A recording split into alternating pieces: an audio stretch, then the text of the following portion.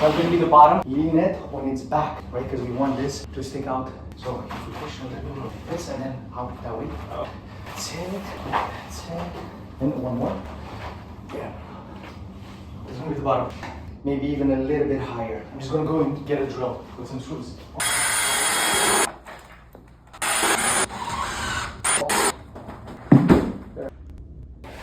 Wherever you want. Maybe we should ask you one, like, what's the feng shui? Or this. The other way, what feels right to you? This, either this, or 45 minutes maybe.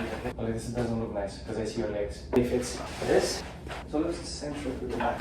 OCD, kicking in, 43. There you go. Yes. Again, these we can change them. Here, alright. I think this has to be much larger. What do you think? Here I should use a pre-drill and pre-drill it first.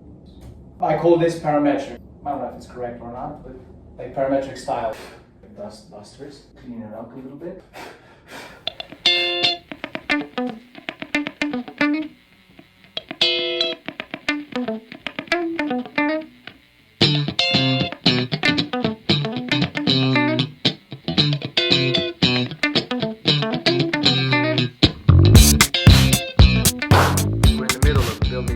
Bathroom right now, the cabinetry for them, and they decided that they want to upgrade their kitchen as well. So in order for them to get a price, like an estimate from us, we would need to do some measurements. That's how the process is usually.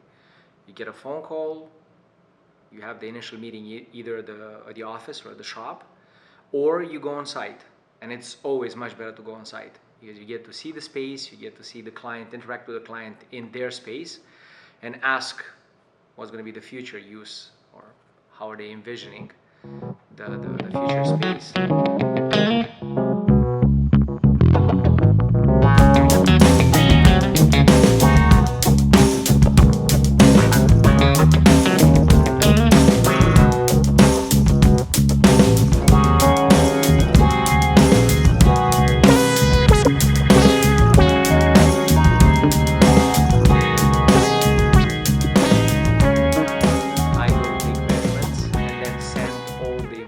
All the measurements to the design department in Montreal. So that's why we went there yesterday. And in most cases, a designer would go there. Yes, yeah. So somebody from the design department would have to go on site, meet the client, get their input on the space, and measure the actual space.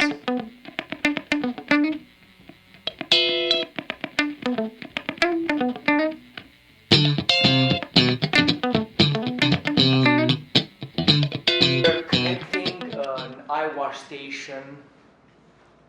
So we're gonna need, because we're changing the occupancy of the space that we have in the back. I call it the shop. As far as the city is concerned, that's a warehouse. In a warehouse, you're not allowed to manufacture. So we're changing it to manufacturing. Because we're changing it to manufacturing, we need an eye wash station. Because we are working with dust and paint, you have to, by code, you have to have an eye wash station. And that's what we're doing right now. So setting up the drain for it, and running the hot and cold water to it.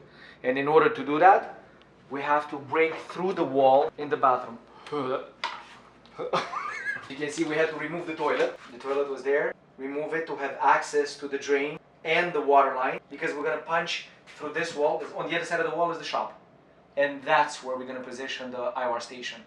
So you're gonna have hot and cold water that are gonna be automatically mixed. So they have like proper temperature if you need to wash your eyes, it's not too cold or not too hot. And the drain.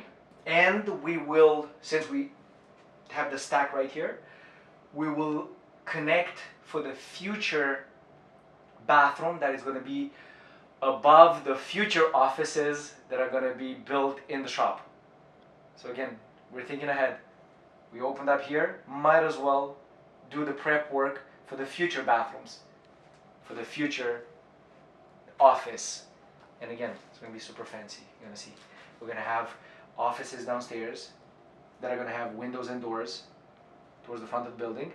And then upstairs, we're going to have a gym, we're going to have a lounge room, we're going to have pool table, darts, foosball. So yeah, we're not going to work.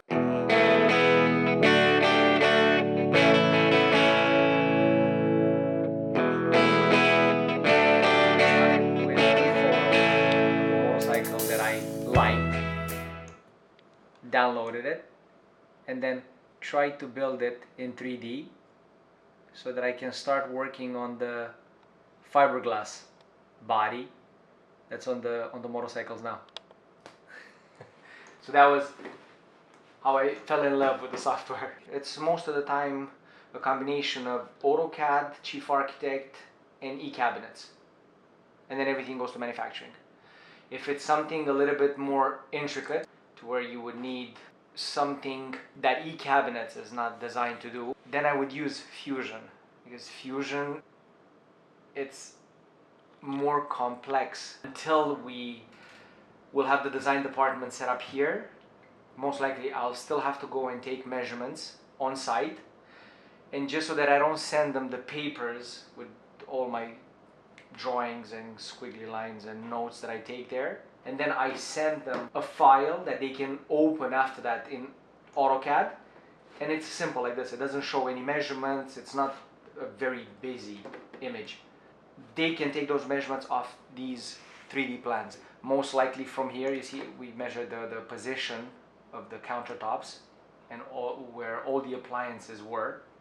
If I were to insert all those measurements here, you're gonna get lost in all the numbers and the lines and arrows pointing to which one's what. And thus everything is simple, clean, and they can take whatever measurements they want. We're doing essentially design cross borders. We're in Austin, they're in Montreal.